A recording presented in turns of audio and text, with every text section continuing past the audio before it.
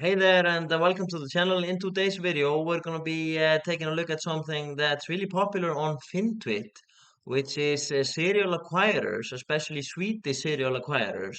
Now, the business model of serial acquiring is something that was made famous by Henry Singleton of Teledyne and Mark Leonard of Constellation Software, and to an extent by Warren Buffett and Charlie Munger of Berkshire Hathaway. Now, the first thing we're going to be taking a look at in this video are six serial acquirers from this research report made by Redeye.se, which is a really good read, and I'd recommend taking a look at it. I will leave the link down in the description, and we will then do a high-level overview of what these companies actually do, and then end the video by comparing the key ratios of these companies to try to see if we could find a company to do a deep dive on in later videos.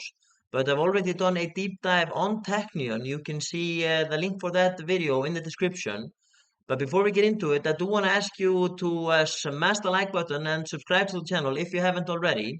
And also leave me a comment below if you are invested in any of the serial acquirers that I go over in this video. So the first company we're going to be taking a look at is Vitec, which according to the report is seeing resilient growth and margins. Now here we can see a table of the acquisitions for the last 4 quarters for Vitec.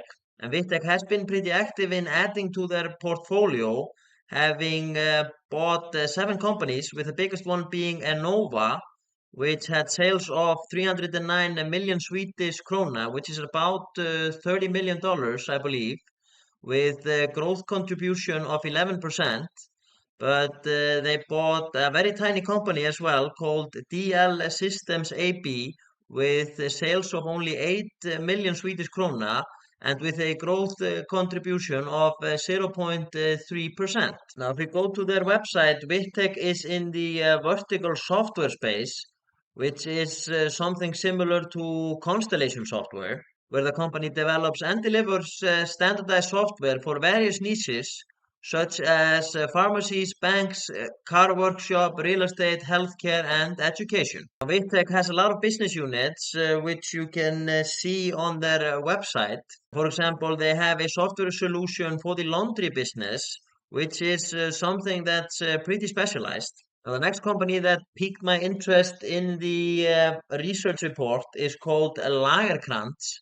And the headline for Lagercrantz is that the acquisitions are the main growth driver ahead, which is probably something that's true about all of these companies. And Lagercrantz has also been quite active, buying 7 companies in the last 4 quarters. And the sizes of these acquisitions were all over the place, similar with Vitec, where the smallest one was only 14 million in sales with a growth contribution of 0.2%, and the biggest one was Tykoflex with 140 million in sales and a growth contribution of 2.2%. If we take a look at the website for the Lagercrantz Group, we can see that they are mainly in the electric power generation and distribution, electronics, building construction, IT, transport, and telecommunication. Now, this was pretty interesting to see where the financial goals for Lagercrantz are an earnings growth of 15% per year and a return on equity of not less than 25%. Now, this earnings growth goal is the same that Teqnion has, which is roughly to double the intrinsic value of the company every 5 years. And it will be interesting to see if the return on equity for Lagercrantz has been 25% for the last 5 years. We'll see that when we take a look at the financials. The third company we're going to be taking a look at is Momentum Group, which is the second smallest serial acquirer with a market cap of around $600 million. But Teqnion is smaller at around 300, and the headline for Momentum Group is that they are ramping up their mergers and acquisitions. And Momentum Group has been rather active in their acquisitions for the last 4 quarters, where they've made 12 acquisitions, and they've made one huge one, a company called Askalon, which has sales of 317 million Swedish kronas with a growth contribution of 17%.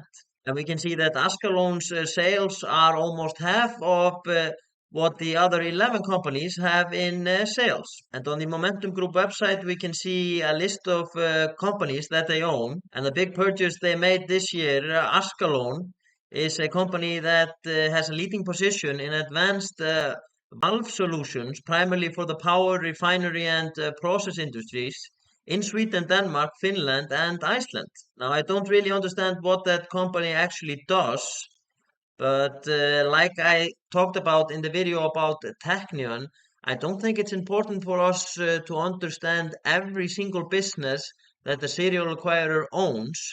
But the investment in a company like Momentum Group or Teqnion or any other serial acquirer is really in the management team, which is similar to investing in Constellation Software. Next up, we have Teqnion, and the headline on Teqnion is improved cash flow and reduced leverage, which is something that I've also seen with the company since I have been following them for quite some time now. And I highlighted this from the author where he mentions a common talking point among the suits of Stockholm's financial district is that Teqnion's popularity among some well-known investors has garnered the stock plenty of attention, and the suits say this increased attention has driven up the shares valuation to a arguably optimistic levels. And as I mentioned in the Teqnion video, Teqnion has quite a few companies in their portfolio which are in different industries, which means if one industry is struggling, like the home builders have been for the last year or so, the other industries are able to keep producing cash flow and keep growing the company. And on the Teqnion website, we can see the list here of their different companies. But the management team has been very selective about buying companies, which is good to see. Next up, we have a company called Lifco, and the headline on that is that the organic growth is weak, but the author doesn't see any sequential deceleration. Now, the investor Chris Meyer is not just invested in Teqnion, he is also an investor in Lifco, which is somewhat of a stamp of approval for the company since his portfolio is really concentrated and he only invests in high quality companies. Now, Lifco has three main business areas, with the first one being dental, which includes manufacturers and suppliers of consumables, equipment, and technical service to dentists in Europe and the US. They then have their demolition and tools, where they are the world's leading supplier of demolition robots and crane attachments, and a leading global supplier of excavator attachments. They then have their system solutions, which is divided into five divisions: contract manufacturing, environmental technology, infrastructure products, special products, and transportation products. Now, the final company we're going to be taking a look at in this video is called Addtech.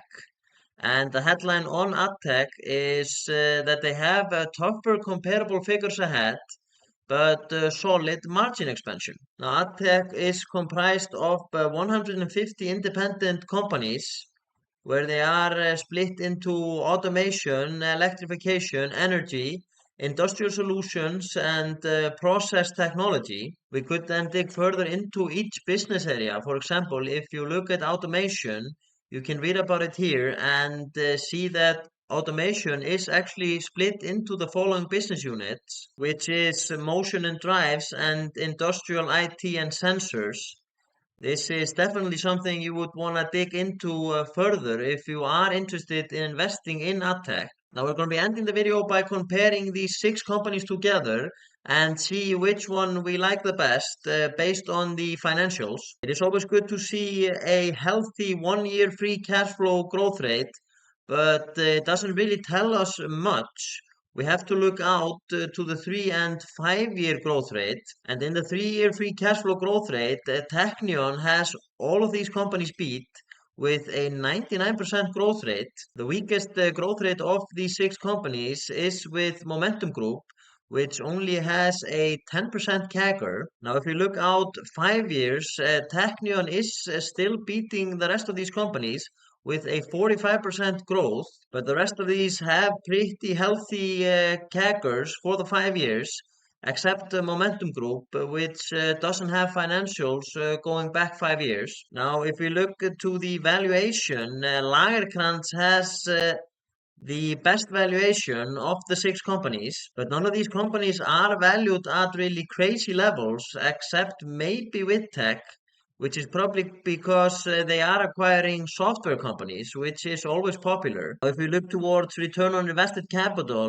Momentum Group has the rest beat, with Lagercrantz, Teqnion, and Addtech following closely behind. I was a little bit surprised to see that Vitec only has 5% return on invested capital, with their 5-year median being only 7%. It is a similar story where Lagercrantz and Vitec are the only two companies that have below 20% return on capital employed, but having a plus 20% return on capital employed is really good. If you look at the 5-year median for return on equity, we can see that almost all of these companies have a pretty high ROE, except for Vitec. And unfortunately, Lagercrantz is just below their financial goal of 25% ROE. Now, all of these companies use debt to acquire other companies, and the only two companies below 10 in interest coverage are Teqnion and Vitec. But Teqnion has the highest cash to debt ratio of 0.59. When it comes to shareholder dilution, none of these companies have been diluting shareholders to a meaningful extent, except Vitec. And when it comes to the size of these companies, there are only two companies that are below the $1 billion market cap, with Teqnion being at 351 million and Momentum Group at 600 million. Lifco is by far the biggest company at almost $10 billion market cap. Now, in conclusion, I would say that Teqnion is still the best option out of these six companies. It just depends on the valuation, how much you want to pay for the company. But I would add that I am also interested in doing a deep dive on Lifco and Lagercrantz, which seems like they are high quality companies with bright futures ahead of them. But that's it for the video today. Remember to like and subscribe if you haven't already, and I will catch you on the next one.